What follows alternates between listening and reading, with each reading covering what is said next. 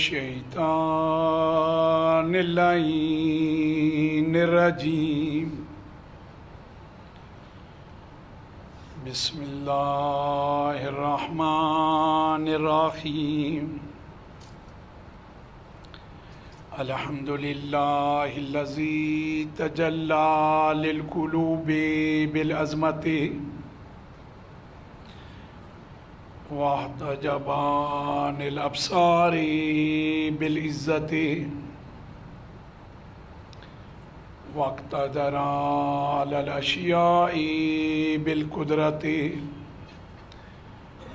والصلاة والسلام على اشرف الانبیاء والمرسلین حبیب الہنا وطبیب نفوسنا وشفیع ذنوبنا بالقاسم محمد اللهم صل على محمد وعلى محمد وأهل بيته الطيبين الطاهرين المعصومين المظلومين ولعنة الله على أعدائهم من يوم عداوتهم إلى قيام يوم الدين أما بعد فقد قال الله تبارك وتعالى في محكم كتابه اعوذ باللہ من الشیطان اللعین الرجیم بسم اللہ الرحمن الرحیم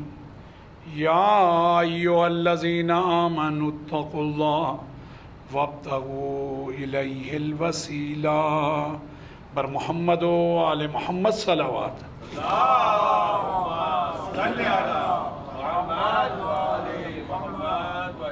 عزیزان گرامی، میں نے آپ کی خدمت میں عرض کیا کہ انسان جب اہل بیت کے فرامین پہ عمل کرتے ہوئے ان پاکیزگیوں کو حاصل کر لے تو پھر اگلے مرحلے میں اسے چاہیے کہ رب العزت پہ توکل کرے اور ساتھ ہی ساتھ اہل بیت اطہار سے اپنا رشتہ نہایت ہی مضبوطی سے جوڑے رکھے۔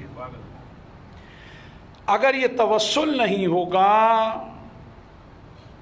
تو زندگی کی مشکلات سے نمٹنا کوئی آسان کام نہیں ہے، اور یہ جو وسیلہ رب العزت فرما رہا ہے اس میں اہم ترین، کامل ترین، عظیم ترین جو وسیلہ رب العزت نے قرار دیا ہے، ہر دور کے امام کو قرار دیا ہے۔ ہمارے دور کے امام زمانہ عجل اللہ تعالی فرجہ الشریف صلی اللہ علیہ محمد ان کے ساتھ بالخصوص اور باقی اہل بیت کے ساتھ بالعموم ہمیں یہ رشتہ برقرار رکھنا ہے۔ ایک کوتاہی جو ہمارے معاشرے میں ہو رہی ہے وہ یہ ہے کہ ہم اپنے وقت کے امام کو کما حق کو تو کوئی بھی یاد نہیں رکھ سکتا، اپنی زندگی میں، اپنے امور میں جس طرح سے یاد رکھنا چاہیے، ہم اس میں حقیقت یہ ہے اپنے امام کی بارگاہ میں شرمندہ ہے۔ وہ آقا و مولا جو ہمارے سید و سردار ہیں اور اس وقت کے ہمارے امام ہیں، ہمیں انہیں حق تو یہی ہے کہ ہر لمحے، ہر سانس میں یاد رکھنا چاہیے۔ ہمارے ولی نعمت وہی ہیں، جتنا ہمارے پاس ہے اس کائنات کی جتنی رونقیں ہیں، جتنی نعمتیں ہیں، اس کے وجود کا صدقہ ہے۔ اس بات کو خود ہمیں اچھی طرح عملی طور پہ سمجھنا چاہیے اور اپنی نسلوں کو بھی اس کی تعلیم دینا ہمارے لیے نہایت ضروری ہے،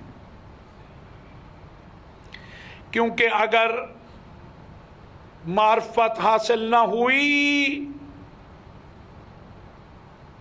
یہ اعمال سود مند قرار نہیں پائیں گے۔ سرور کائنات حضرت محمد صلی اللہ علیہ وآلہ وسلم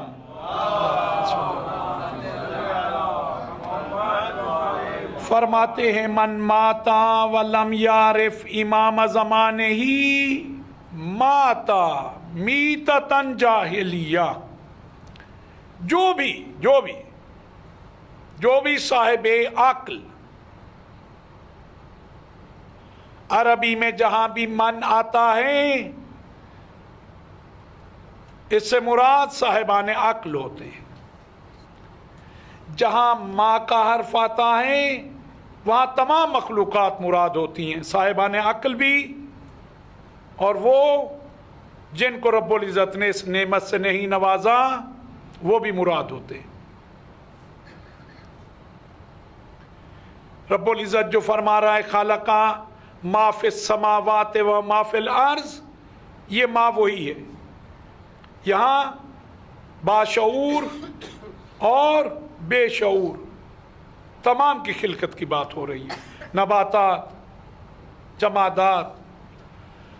لیکن اس روایت میں سرور کائنات کیا فرما رہے ہیں؟ من ماتا، ہر وہ صاحب عقل و شعور ولم یعرف امام زمانے ہی، اس دنیا سے جائے اور اس حال میں جائے کہ اس نے اپنے وقت کے، اپنے زمانے کے امام کی معرفت حاصل نہ کی ہو، ماتا میتتن جاہلیہ، وہ جاہلیت کے موت کے علاوہ اور کوئی موت نہیں مرا، یعنی خاتمہ بالخیر نہیں ہوا، ایمان پہ اس کی سانسیں نہیں رکی، نہایتی توجہ طلب ہے یہ مطلب۔ یہ وہ روایت ہے جو متواتر ہے،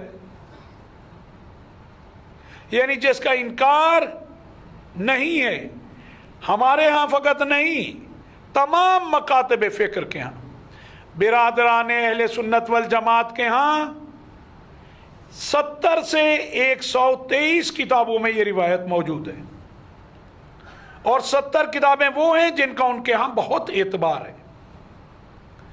آج بھی ان کے ہاں یہ نعرہ لگا رہے ہیں، اگر آپ بعض چیزوں سے واقف ہوں، آج بھی وہ اس بات کو کرتے ہیں۔ یہ جو آپ دیکھ رہے ہیں وہ کہتے ہیں کہ اس وقت ہمارے زمانے کا امام فلاں ہیں، شرور ترین افراد کو آج بھی وہ اس روایت کے ضمن میں مانتے ہیں۔ ہے ایک ٹولہ،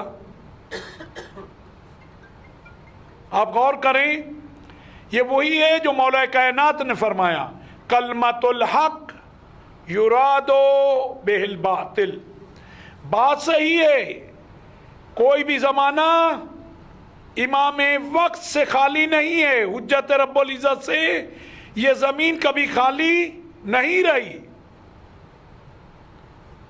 لیکن جسے پروردگار عالم نے قرار دیا ہے وہ آپ کے و میرے امام مہدی آخر الزمان اجل اللہ تعالی فرجہ شریف ہیں، اور یہ وہ ہستی ہیں، برادران اہل سنت والجماعت کا اس بات پہ ایمان ہے کہ اہل بیت میں سے ہوں گے، جناب زہرا کی اولاد میں سے ہوں گے، امام حسین علیہ السلام کی نسل میں سے ہوں گے، یہ ان کا ایمان ہے برادران اہل سنت والجماعت کا۔ فرق یہ ہے، ہم کہتے ہیں وہ پردہ غیبت میں ہیں، وہ کہتے ہیں ابھی متولد ہونا ہے۔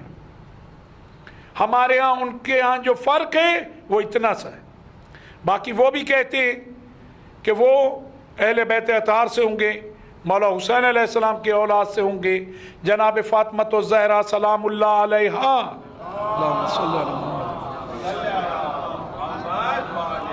ان کی نسل سے ہوں گے۔ وہ اس بات میں کہیں ان کے ہاں اختلاف ہی نہیں پایا جاتا.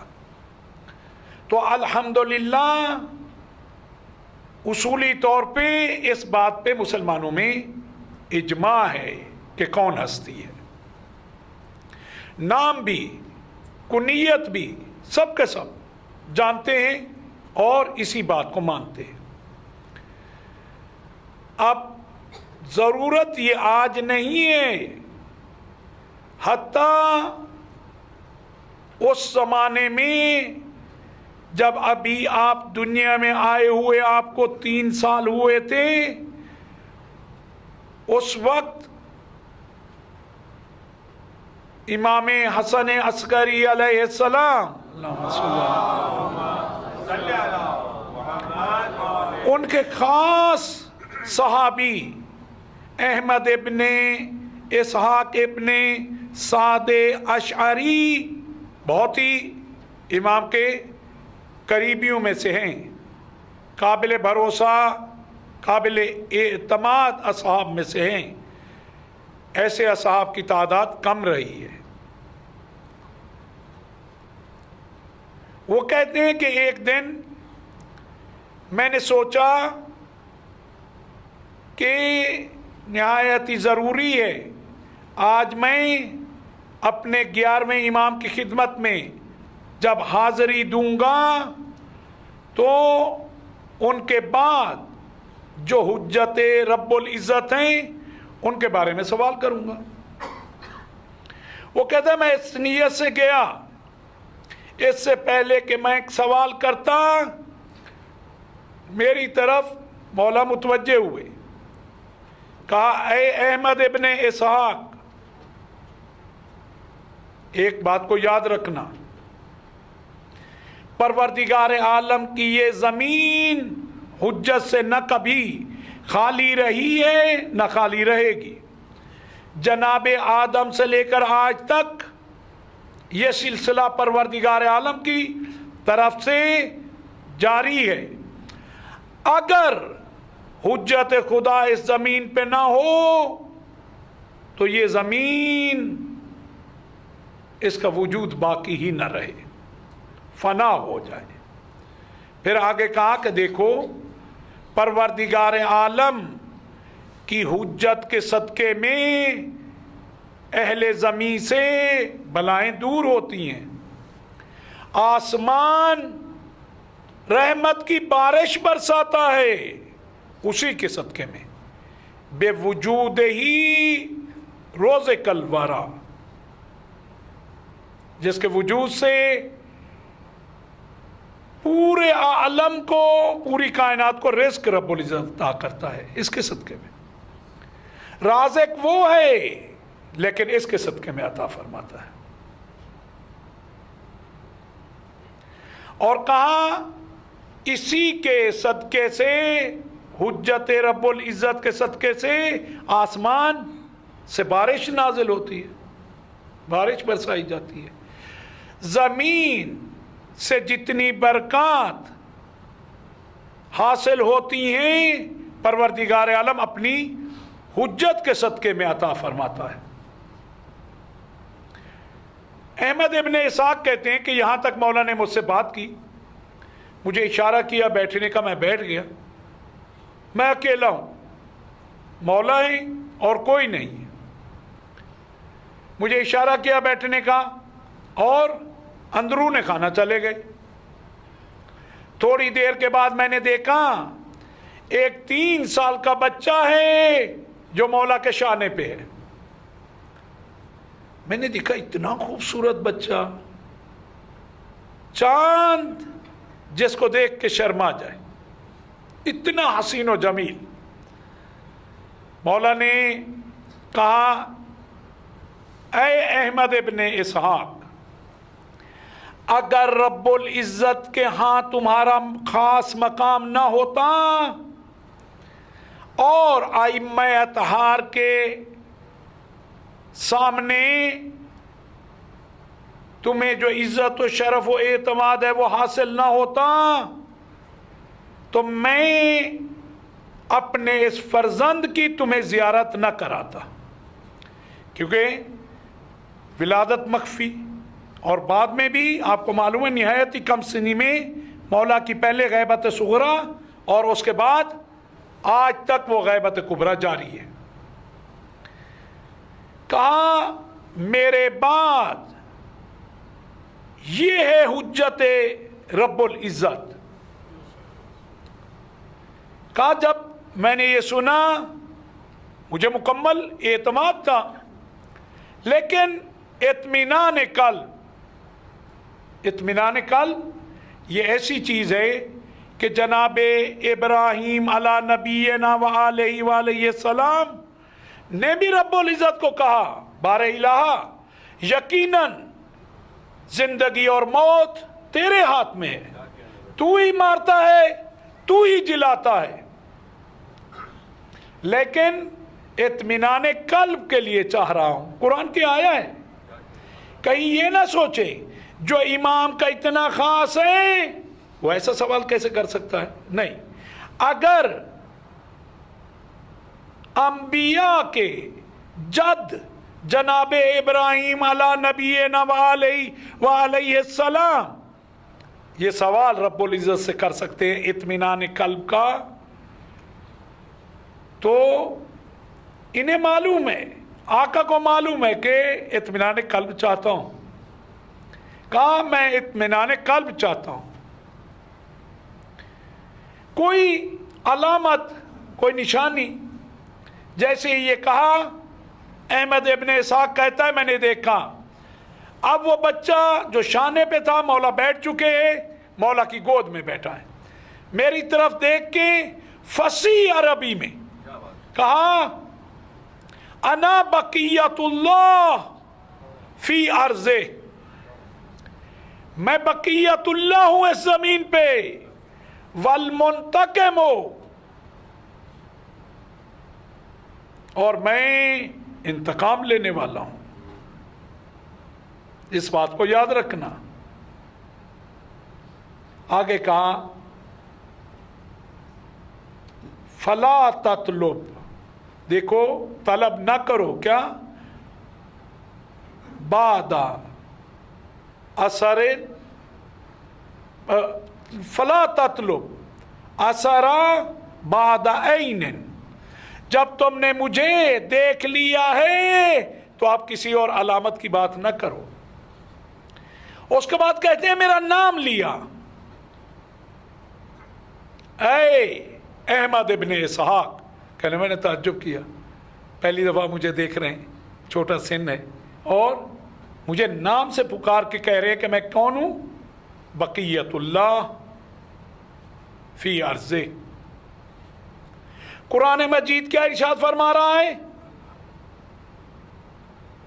بقیت اللہ خیر لکم ان کنتم مؤمنین. اس آیہ شریفہ کی تفسیر میں آپ دیکھیں کہ مراد حضرت حجت کے علاوہ اور کوئی نہیں ہے. صلوات بھیجیں مولا کے ساتھ. تو عزیزان گرامی، یہ آپ کی میری ذمہ داری ہے، غور کریں، اپنے بچوں کو مولا کی زیادہ سے زیادہ معرفت دلائیں. اس کے لیے ضروری ہے خود صاحب مطالعہ بنے. میری آپ سے دستبستہ گزارش ہے، خدا را پڑھ کے علم حاصل کر کے آگے بڑھیں تاکہ دشمن دھوکہ نہ دے پائے. اپنی معلومات میں، صحیح معلومات میں علماء کے پاس جائیں، ان سے پوچھیں کون سی کتب ایسی ہیں جو آپ کو لینی چاہیے. جتنا بچوں کی چاکلیٹ وغیرہ پہ خرچ کرتے ہیں اس کا 10% ان کی روحانی غذا پہ بھی خرچ کریں. وہ ساری چیزیں ان کے لیے نقصان دہ ثابت ہو سکتی ہیں، جسم کو مریض بنا سکتی ہیں. یہ کتب، مطالعہ، علم ان کی روح کو جلا بخشے گا، نورانیت آئے گی، آپ کی آخرت کا سامان بنیں گے. خدا را یہ کوشش کریں. پھر کہا 11ویں امام علیہ السلام نے کہ دیکھو میرے اس فرزند کی نشانیوں میں سے نشانی مل گئی. مولا پیغام کو آگے پہنچا رہے ہیں اس ذریعے. خضر و ذوالقرنین کی مانند ہے. کہتے ہیں میں نے یہ سنا، جناب حجت کی زیارت کی، عجیب میرے قلب میں خوشی تھی. مولا نے اشارہ کیا کہ تمہارے حصے کا تمہیں مل گیا. میں نے اجازت لی، خوشی خوشی گھر آیا. میں نے کہا یہ جو مولا نے کہا ہے کہ ذوالقرنین اور جناب خضر سے ان کی مشابہت ہے، یہ میں پوچھنا بھول گیا کیا مشابہت ہے. کل جاؤں گا پھر مولا سے سوال کروں گا. سوال کرنا عیب نہیں ہے، نہ جاننا عیب ہے. سوال ہی انسان کو آگے لے کے جاتا ہے. سوال کے ذریعے انسان ترقی کرتا ہے. پوچھے گا نہیں تو سیکھے گا کیسے؟ اگلے دن کہتا میں خدمت میں گیا. میں نے کہا مولا آپ جانتے ہیں، مجھے قسم ہے اس ذات کی جس کے قبضہ قدرت میں میری جان ہے، کل سے جتنا مجھے خوشی نصیب ہے ایسی خوشی مجھے کبھی نصیب نہیں ہوئی تھی جو حضرت حجت کی زیارت کر لی، جو اس نور کو دیکھ لے. کہا ایک مسئلہ ہے، وہ جناب خضر اور جناب ذوالقرنین سے مشابہت کیا ہے؟ آپ نے فرمایا میرے فرزند کی غیبت انہی کی طرح تلانی ہوگی. کہا غیبت تلانی ہوگی؟ کہا اتنا تلانی ہوگی کہ اس پہ ایمان رکھنے والوں کا ایمان متزلزل ہونے لگے گا کہ کب آئیں گے، اگر ہیں تو پھر آتے کیوں نہیں. کہا اس کے لیے تمہیں متمسک رہنا ہوگا اہل بیت سے، ہم سے اگر متمسک نہ رہے تو یہ امتحان بہت سخت امتحان ہوگا، اور وہ باقی رہے گا اس عقیدے پہ جو ہم سے متوسل رہا ہوگا. تو اہل بیت سے متوسل رہنا ضروری ہے. وہ کرم کرتے ہیں، جب ہم ان سے متوسل رہتے ہیں، توسل حاصل کرنے کی کوشش کرتے ہیں، وہ بھی ہمارا خیال رکھتے ہیں. وعلیکم السلام ورحمۃ اللہ. ایک روایت جس میں امام جعفر صادق علیہ السلام، یہ روایت کتاب اکمال الدین کی دوسری جلد میں موجود ہے. پوچھنے والے سوال کرتے تھے، جبکہ اس زمانے کے امام کون ہیں؟ چھٹے امام، جو اس زمانے میں لوگ رہ رہے ہیں ان کے یہی ہیں، لیکن ان کے بارے میں پھر بھی سوال کرتے تھے. کہا وہ خدا کی حجت، ہمارا فرزند جو ظہور کرے گا اس میں تمام انبیاء کی صفات موجود ہوں گی. کہا موسیٰ سے مشابہت رکھتے ہیں، عیسیٰ سے مشابہت رکھتے ہیں، جناب نوح سے مشابہت رکھتے ہیں، جناب یوسف سے مشابہت رکھتے ہیں، اور ہمارے جد حضرت محمد صلی اللہ علیہ وآلہ وسلم ان سے بھی مشابہت رکھتے ہیں. راوی کہتا ہے میں نے سوال کیا، میں نے کہا مولا جو آپ نے کہا صحیح، لیکن کیا شباہت رکھتے ہیں، کیا مشابہت رکھتے ہیں، اس پہ بھی تھوڑا روشنی ڈالیں، مہربانی کریں. کہا موسیٰ کی ولادت کو جس طرح رب العزت نے مخفی رکھا تھا، قائم کی ولادت کو اسی طرح مخفی رکھے گا. موسیٰ کی ولادت کو فرعون کی وجہ سے، اس کے ظلم کی وجہ سے کہ وہ یہ کہہ چکا تھا کہ اب کوئی بچہ میری اس حکومت جہاں جہاں تک ہے پیدا نہیں ہوگا، اگر لڑکا ہوگا مار دیا جائے گا۔ خالق نے کہا موسیٰ تیرے گھر پرورش پائے گا، تیرے گھر پرورش پائے گا۔ میں نے غور کیا ہے کئی دفعہ، جب خالق چاہتا ہے حق کی پرورش، نا حق اپنی پوری خدمت کے ساتھ کر رہا ہوتا ہے۔ کبھی میں دیکھتا ہوں وہ باتیں، وہ روایات جو اہل بیت کے فضائل میں ہیں، مولا کائنات کی فضیلتوں ہیں بیان کی گئی ہیں، ان کتب میں ہیں جنہیں قرآن کے بعد مرتبہ دیا جاتا ہے، جن کے بارے میں کہتے ہیں کہ یہ 6 کتابیں قرآن کے بعد مرتبہ رکھتی ہیں اور ان کا اعتبار بہت ہے، اور انہیں لفظ صحیح سے یاد کیا جاتا ہے۔ خالق جب چاہتا ہے تو حق کی اس طرح پرورش کرتا ہے۔ کہا تمہاری کتابیں جلائی جائیں گی، تمہارے گھر جلائے جائیں گے، تمہارا خون بہایا جائے گا، تمہارے خون سے گارا بنایا جائے گا، تمہیں زندہ زندہ چنوا دیا جائے گا۔ گھبرانا نہیں، اس خالق کا انتظام اپنی جگہ باقی ہے، خالق کا اپنے وہ ہے۔ کہا موسیٰ کی طرح حجت کی ولادت کو مخفی رکھا جائے گا۔ کہا عیسیٰ سے کیا مشابہت ہے؟ کہا اس کی طرح غیبت طولانی ہوگی۔ کہا جناب نوح سے، کہا جس طرح جناب نوح کے فرج میں دیر ہوئی ہے، ان کے ظہور میں جناب نوح کا فاصلہ بہت زیادہ ہے، انتظار میں رہے ہیں لوگ۔ آدم ثانی کہا جاتا ہے انہیں۔ انبیاء کا ایک سلسلہ چلا، لوگوں نے ظلم کیا، ظلم کے نتیجے میں رب العزت نے کہا اس وقت حجت ہے، وہ جناب نوح ہیں، لیکن ظہور ابھی نہیں ہوگا۔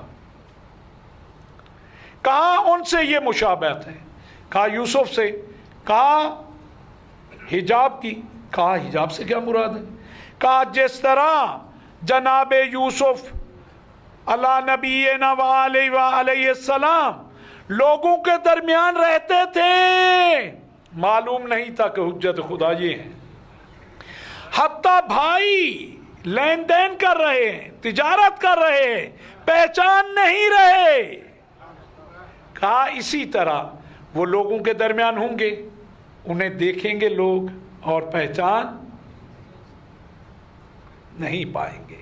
ہمارے پاس روایات ہیں، مولا دیکھتے ہیں، ہم انہیں دیکھتے ہیں، وہ ہمیں پہچانتے ہیں، ہم انہیں، اور جب ان کا ظہور ہوگا ایک بڑی تعداد کہے گی ان کو تو کئی دفعہ دیکھا ہے، ان کو تو مسلسل دیکھتے رہے ہیں، حج پہ گیا تھا انہیں میں نے دیکھا تھا۔ حج جس کے اختیار میں ہو، کہا حج پہ گیا دیکھا تھا، میں عمرے پہ گیا تھا دیکھا تھا، میں مولا حسین کی زیارت پہ گیا، اس جوان کو میں نے ہزاروں قطار گریا کرتے دیکھا تھا۔ کہا یوسف علی نبینا علیہ السلام سے یہ مشابہت ہے، ٹھیک ہے۔ کہا اور آپ نے کہا رسول اللہ سے، کہا جیسے وہ خاتم الانبیاء ہیں یہ خاتم الاوصیاء ہیں، ان پہ دین مکمل ہوا ایک قانون کی کتاب کی صورت میں، احکام کی صورت میں، لیکن یہاں علم و عمل دونوں اعتبار سے دین حکومت کرے گا۔ جو قوانین الہی ہیں ان کی حکومت ہوگی، اور ہدایت کا طریقہ بھی ان کے جج جیسا ہوگا، نام بھی ان کا اپنے جد کا نام ہوگا، کنیت بھی ان کی وہی ہوگی۔ مولا نے یہ توضیح دی۔ راوی کہتا ہے اتنا سکون ملا، اتنا چین ملا. پھر مجھے کہا ان کی غیبت بہت طولانی ہوگی، اس کی اپنی نسلوں کو تعلیم دیتے رہنا اور ہم سے جڑے رہنا. ہر مقام پہ کیا ہے؟ ہم سے. اگر ان سے جدا ہوئے بہت خطرناک ہے، بہت خطرناک. کیسے عرض کروں میں؟ ان سے جڑے رہنا نہایت لازم، نہایت ضروری ہے. ان سے توسل. ایک مثال دوں، زحمت آپ کی تمام. یہ پانی آپ نے دیکھا ہے، حیات اس کے صدقے میں. پانی نہ ہو تو حیات ممکن ہی نہیں ہے. پانی کی دوسری خوبی کیا ہے کہ یہ خود بھی پاک ہے اور پاک کرنے کی صلاحیت بھی رکھتا ہے. دیکھیں بہت سی چیزیں ہیں جو خود تو پاک ہوتی ہیں لیکن پاک کرنے کی صلاحیت نہیں رکھتے. الحمدللہ آپ احکام سے مجھے اطمینان ہے، اچھی طرح واقف ہیں. فرض کریں کوئی شربت پاک ہے لیکن پاک کرنے کی صلاحیت نہیں رکھتا. خدا نہ خواستہ لباس نجس ہو جائے، میرے پاس ایک جگ روح افزا کا بنا ہوا ہو بہت ہی زبردست قسم کا، میں اسے پاک نہیں کر سکتا. خود روح افزا پاک ہے، طاہر ہے، مطہر نہیں ہے. لیکن خالص پانی میں کیا طاقت ہے؟ خود بھی پاک ہے، پاک کرنے کی صلاحیت بھی رکھتا ہے. کب تک؟ جب تک مرکز سے جڑا رہے، سر چشمے سے جڑا رہے. فرض کریں نہروں میں پانی ہے، پاک ہے، پاک کرنے کی طاقت بھی رکھتا ہے. لیکن اگر دریا سے رابطہ اس کا منقطع ہو جائے کچھ دنوں کے بعد، یہ پاک تو ہوگا، پاک کرنے کی صلاحیت، جسے آپ بعض اوقات کہتے ہیں یہ کر ہے، یہ اس سے متصل ہے. اب مجھے کیونکہ اس طرف نہیں جانا، میرے پاس وقت نہیں ہے. آپ بات میں اطمینان ہے مجھے آپ سمجھ چکے ہیں. جب تک سر چشمے سے، ایک تالاب ہے، ایک چشمہ بہتا ہے، ایک جگہ پانی جمع ہو رہا ہے، یہ چشمہ خشک ہو جائے، جب تک اس سے متصل تھا اور اس کی طاقت و قوت زیادہ تھی، مقدار زیادہ تھی، پاک بھی تھا، پاک کرنے کی صلاحیت بھی رکھتا تھا. اگر منقطع ہو جائے، اس نے اپنے آپ کو کچھ وقت کے لیے چشمہ خشک ہو جائے، ہو جاتا ہے بعض اوقات، پھر بارشیں ہوں گی، پھر ابل پڑے گا. کچھ وقت کے لیے اگر منقطع ہو جائے اس کا رابطہ، اگر مقدار میں زیادہ ہے، طاقت اس کی زیادہ ہے. مقدار میں زیادہ کیوں ہے؟ کیونکہ زیادہ متصل رہا تھا، تو اب بھی پاک بھی کر سکتا ہے اور خود بھی پاک ہے. لیکن یہ رابطہ اگر کم ہوتا جائے، فاصلہ بڑھتا جائے، تو ادھر سے سورج کی تپش اس کا دائرہ کم کرتی جائے، ایک وقت آئے گا پاک ہوگا، پاک کرنے کی صلاحیت نہیں رکھتا ہوگا، وہ مقدار ہی نہیں رہی. اور اگر یہ رابطہ مزید منقطع رہا، اب اس پہ کائی جمنا شروع ہو جائے گی، اب اس سے بدبو آنا شروع ہوگی. جو حیات کا سبب تھا زندگی کا، موت کا سبب، بیماریوں کا سبب بننا شروع ہو جائے گا، تعفن پھیلے گا. اب نہ پاک رہے گا، نہ پاک کرنے کی. وجہ کیا ہے؟ سر چشمے سے منقطع ہوئے بہت وقت ہو گیا. عزیزان گرامی، سمپل سی بات ہے، جب تک اہل بیت سے، خالق و مالک سے ہم جڑے رہیں گے، علم حاصل کرتے رہیں گے، فیض حاصل کرتے رہیں گے، خود بھی پاک رہیں گے، دوسروں کی ہدایت کا بھی سبب بنتے رہیں گے، اپنی نسلوں کی ہدایت کا سبب بنتے رہیں گے. یا علی. لیکن خدا نہ خواستہ دوری ہو گئی. سمجھ آتا ہے ایک دن فجر کی نماز رہ گئی، تھکے ہوئے تھے. پروردگار عالم نے بھی واقعاً، خالق کتنا اپنے بندے سے محبت کرتا ہے. یہ شرعی مسئلہ آپ سب کو معلوم ہوگا کہ کہا گیا ہے نماز کے وقت اگر دو افراد سو رہے، ایک نمازی ایک بے نمازی، نمازی کو نہ اٹھانا، شریعت کا مسئلہ یہ اسے نہیں اٹھانا، بے نمازی کو آواز دینا، اس پہ حجت تمام کرنا اور اس کو سونے دینا، یہ تو نمازی ہے، خالق کو معلوم ہے اس کا کیا مسئلہ ہے، رات کو سویا ہے، اب باقی باتیں اپنی جگہ پہ۔ تو کہا نمازی کو تمہاری ذمہ داری نہیں ہے، ہاں دوست سے کہہ کے سویا تھا مجھے اٹھا دینا، ٹھیک ہے، شرعاً کہا اس کو آواز نہیں دینا۔ تو سمجھ آتا ہے اتنا فاصلہ، لیکن یہ فاصلہ اگر بڑھتا گیا پھر انسان ایک وقت آئے گا کسی کی ہدایت کے قابل نہیں ہوگا۔ بیٹے نے اگر پوچھ لیا بابا فلاں چیز مجھے سمجھ نہیں آ رہی، اچھا یار بتا دوں، ویسے اہتمام کرنا ہے، اگر وہ کہے مجھے فزکس سمجھ نہیں آ رہی، میتھمیٹکس سمجھ نہیں آ رہی، ہاں بیٹا کوئی اچھا سا تمہارے لیے استاد دیکھتا ہوں۔ دین کے معاملے میں ہم کیوں سوچتے ہیں؟ تو اگر یہ رابطہ اہل بیت سے اور خالق و مالک سے، ان عبادتوں سے، ان زیارتوں سے منقطع ہوا اور وقت بھی طولانی ہو گیا، مدت ہوئی مسجد گئے، مدت ہوئی مجلس گئے، مدت ہوئی کوئی کتاب کھولے، مدت ہوئی قرآن مجید کی تلاوت کیے، معلومات کا ذخیرہ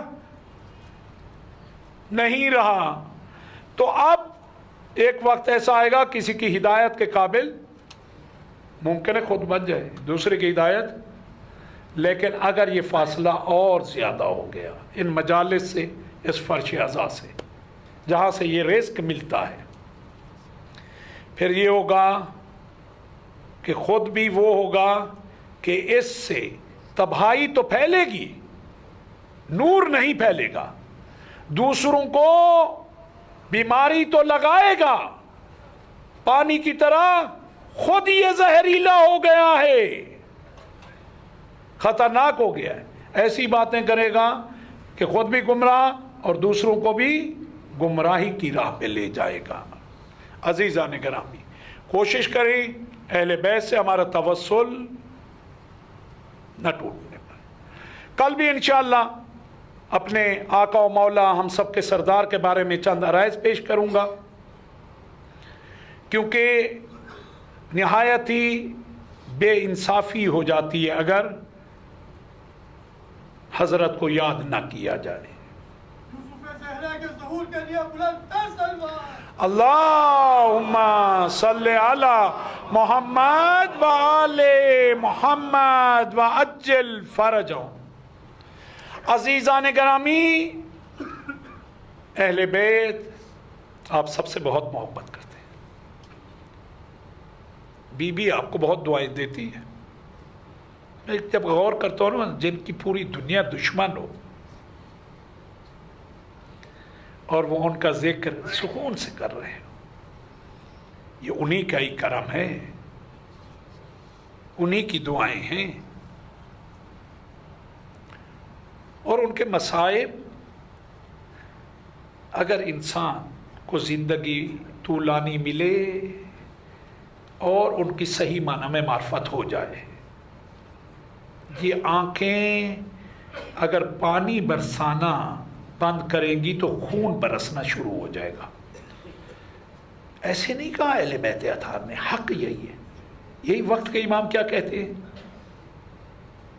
میرے جد پہ اتنے ظلم ہوئے ہیں، اگر یہ آنسو جو پانی بہاتے ہیں اگر یہ ختم ہوئے تو اپنے جد کو مخاطب کر کے کہتے آپ پہ خون بہاؤں گا۔ زیارت نہ یہ ہے، اب کل کو کوئی یہ کہہ دے یہ زیارت بھی یہ مولا کا کلام نہیں ہے، مجھے نہیں معلوم، اتنا معلوم ہے کہ جد سے جتنا محبت ہے، اور سید سجاد نے تو عملی طور پہ دکھایا ہمیں، کربلا کے بعد 40 سال مسلسل گریا، مسلسل گریا۔ کہتے ہیں کنیز کہتی ہے کئی دفعہ یہ ہوتا تھا میں رومال دیکھتی تھی اس میں خون ہوتا تھا. سخت ہے. عزیزان گرامی، شب عاشور اہل بیت کے لیے سخت تھی. آخری شب ہے، نہایت سخت ہے. جب یہ معلوم ہو یہ اکبر کی آخری شب ہے تو زینب کتنا دیکھتی ہوگی. معلوم ہو اون محمد کی آخری شب ہے، قاسم کی آخری شب ہے. یہ جو عباس ہماری آس ہے اس کی آخری شب ہے. یہ بھائی جس کے بغیر میں زندہ نہیں رہ سکتی اس کی آخری شب ہے. سخت ہے، بہت سخت ہے. شب عاشور بہت سخت ہے، لیکن شام غریبہ اس سے سخت تر ہے. کیونکہ شب عاشور چاہے جیسا بھی تھا، یہ تو تھا کہ موجود ہیں، ابھی بھی ایک شب باقی ہے. لیکن شام غریبہ عجیب سخت ہے. کہتے ہیں کہ بچے جب سلائے گئے تو رو رو کے دھاڑے مار کے جاگ جاتے تھے. کیا ہوا؟ کہتے تھے کہ شیمر تماچے مارنے آ رہا ہے. آپ نے دیکھا ہے بچہ کوئی ایسی چیز دیکھ لے پھر اگر بڑا بھی ہو ذہن میں نقش ہو جاتی ہے. جناب سکینہ کو بی بی کہتی ہیں سکینہ تھوڑی دیر سو جاؤ. کہا پھوپھی جان کیا کروں؟ آنکھیں بند کرتی ہوں، شمر ملعون لگتا ہے کہ خنجر ہاتھ میں ہے، لہراتے ہوئے میرے بابا کی سمت جا رہا. اس میں یہ کوئی کہے مجھے یہ کہاں ہے مقتل میں، مجھے یہ بتاؤ.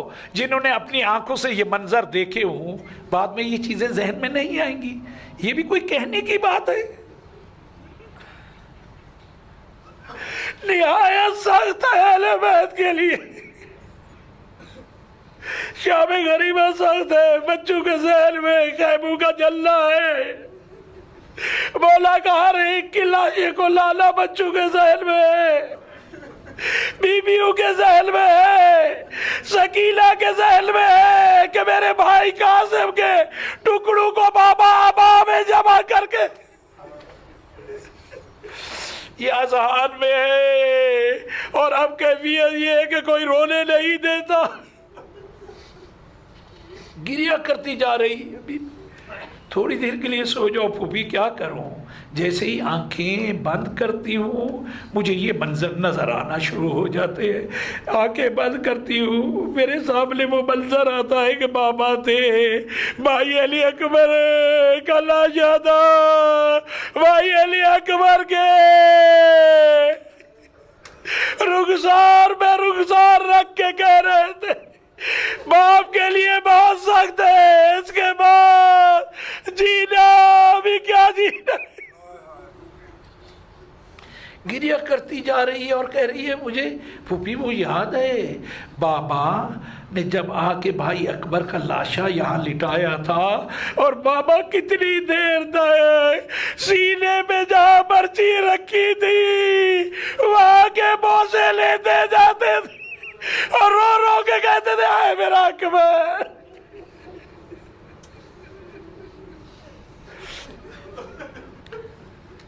اب سب کی ذہنوں میں یہ منظر ہیں. سخت ہے. اور انہی منظروں کے ساتھ جو آنکھوں میں ہے صبح ہوئی ہے. اب جب صبح ہوئی ہے لاشیں سامنے پڑے، خیموں کو آگ لگ چکی ہے. مجھے ایمانداری سے بتائیں جب خیمے جلے ہوئے خیموں میں وہ جلا ہوا جھولا جناب ام رباب دیکھے گی تو اصغر تو یاد آئے گا. جب اصغر یاد آئے گا اصغر کا گلا چدنا بھی یاد آئے گا. وہ نیزے ہاتھ میں لے کے اصغر کا لاشا ڈھونڈنا بھی یاد آئے گا. وہ نیزے پہ اصغر کا لاشا بلند ہونا بھی یاد آئے گا. اور اس کے بعد اس ملعون نے خیموں کے سامنے جو یہ کام کیا تھا، چھوٹے سے لاشے کو زمین پہ رکھ کے تلوار کو نیاز سے نکال دے جو گلے کو کاٹا تھا، وہ بھی تو یاد آئے گا. اس ملعون نے جب یہ ظلم کر کے نوکے نیزہ پہ اصغر کے اس چھوٹے سے سر کو بلند کیا تھا، سب یاد آ رہا ہے، دن کا وقت ہے، گھوڑوں کی ٹاپیں نظر آئی، زینب نے سر پیٹنا شروع کیا، کہا اب بھی وہ منظر میری نظروں میں ہے۔ کل شام انہوں نے عاشور عصر کے بعد پتہ ہے کیا کیا؟ خیموں کو آگ لگانے سے پہلے جب یہ لشکر پیچھے ہٹنے لگا، اب کام تمام ہو چکا ہے، عمر سعد ملعون نے کہا ابھی رک جاؤ۔ کہا کیا کام ہے؟ کہا جن کے گھوڑوں کے نال پرانے ہیں وہ تبدیل کر کے آؤ۔ اس ملعون نے کہا جن کے گھوڑوں کے نال پرانے ہیں وہ تبدیل کر کے آؤ۔ جا کے نئے نال لگوانے لگے، دو طرف صفیں بنا دی گھوڑوں کی اور گھوڑ سواروں کی، کہا ان لاشوں کو روندا جائے گا۔ جیسے ہی یہ کہا اب مختلف قبیلے اپنے اپنے رشتوں کو یاد کرنے لگے۔ ایک قبیلے نے آگے بڑھ کے کہا عمر سعد بہت ہو گیا، حر، اس کا بیٹا، اس کا بھائی، اس کا غلام، ان کے لاشے کو کوئی پائمال نہیں کرے گا۔ کہا اپنے قبیلے کو کہو اور ان کے لاشیں اٹھا لیں۔ ان کے لاشیں اٹھا لیے گئے، ایک طرف رکھ دیے گئے۔ جیسے ہی کچھ نے دیکھا، کسی نے کہا حبیب ابن مظاہر کا لاشا پامال نہیں ہونے دیں گے، یہ ہمارا سردار تھا۔ حبیب کا لاشا اٹھا لیا گیا۔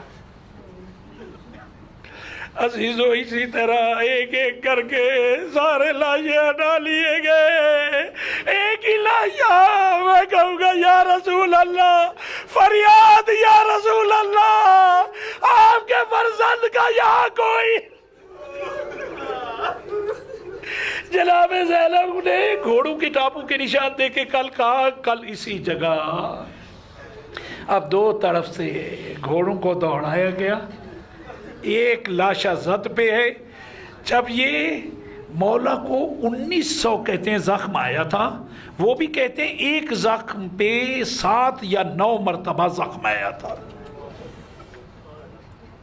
جس کے لاشے کی یہ کیفیت ہو اس کو مزید کیا ظلم ڈالا ہے۔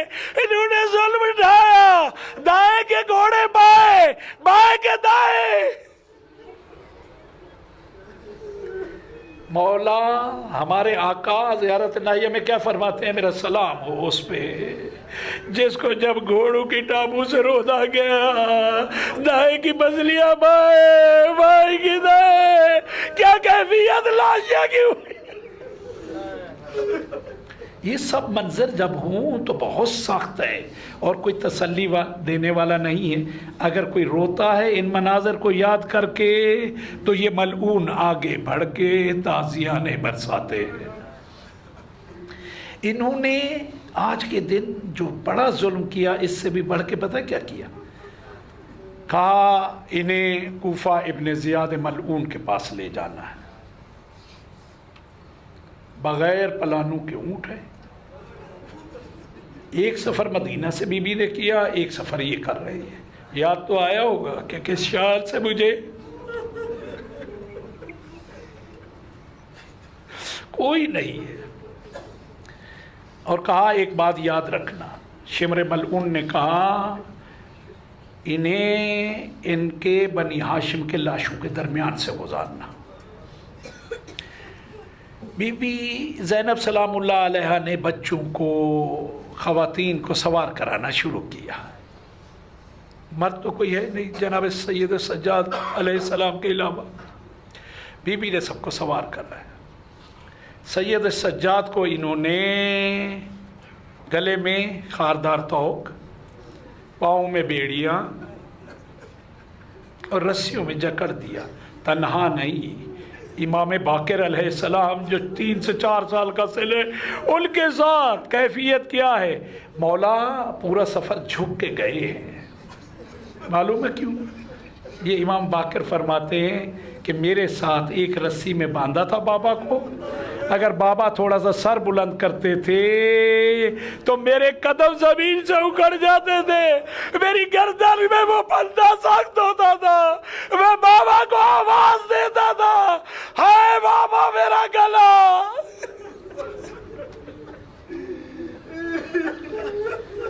اب جب سب کو سوار بی بی کر چکی، بی بی کو سوار ہونا ہے. کیسے سوار؟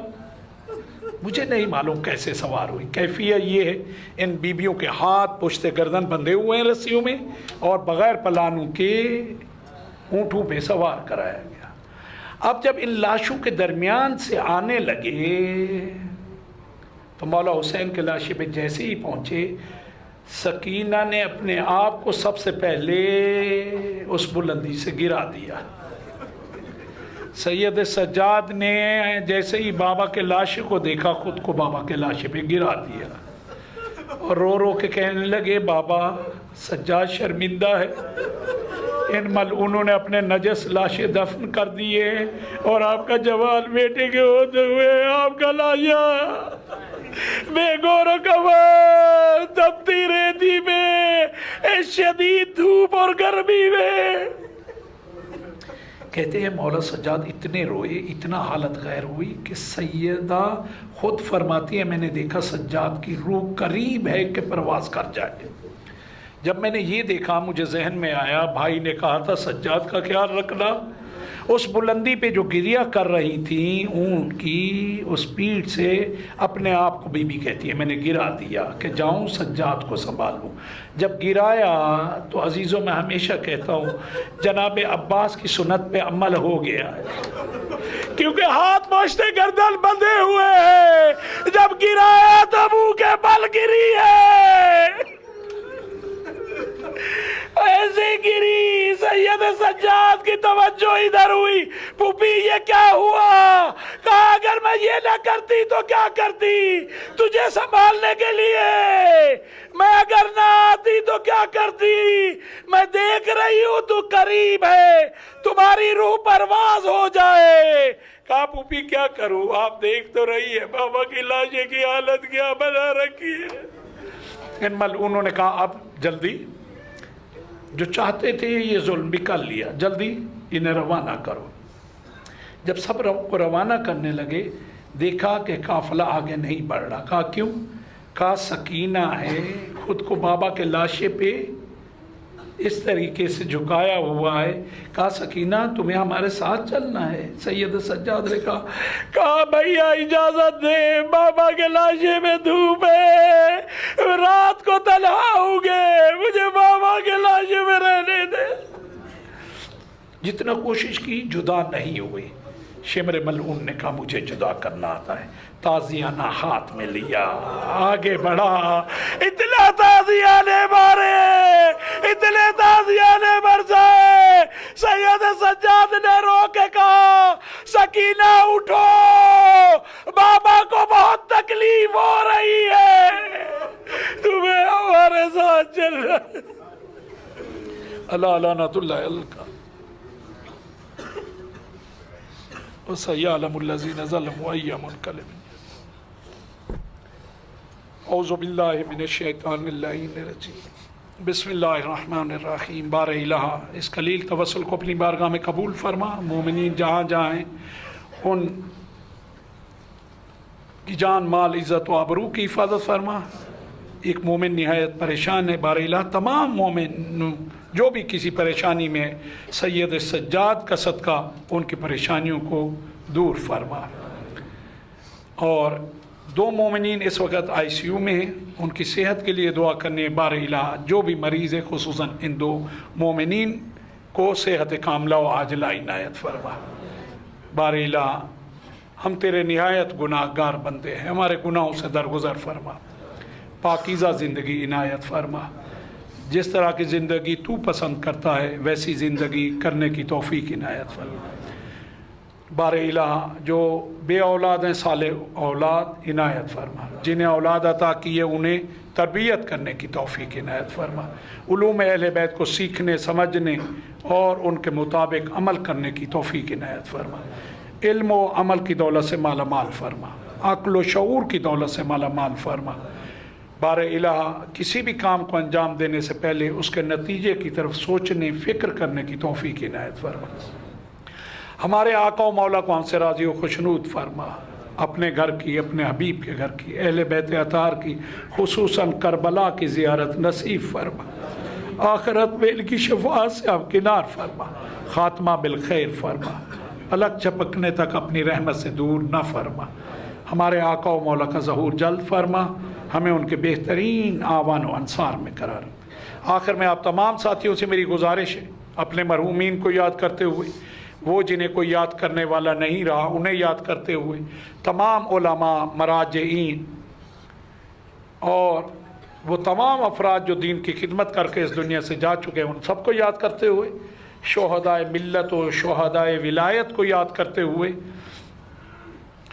اور تمام مومنین کے مرحومین کے ساتھ ساتھ مرحوم قبلہ مولانا ہاشم رضا جعفری، مرحوم سید طاہر عباس رضوی، مرحومہ حسینہ بانو، ان کو یاد کرتے ہوئے ایک سورہ فاتحہ کی التماس ہے۔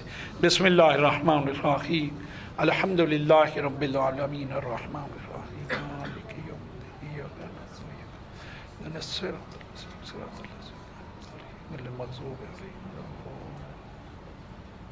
ماتم حسین یا حسین یا حسین یا حسین۔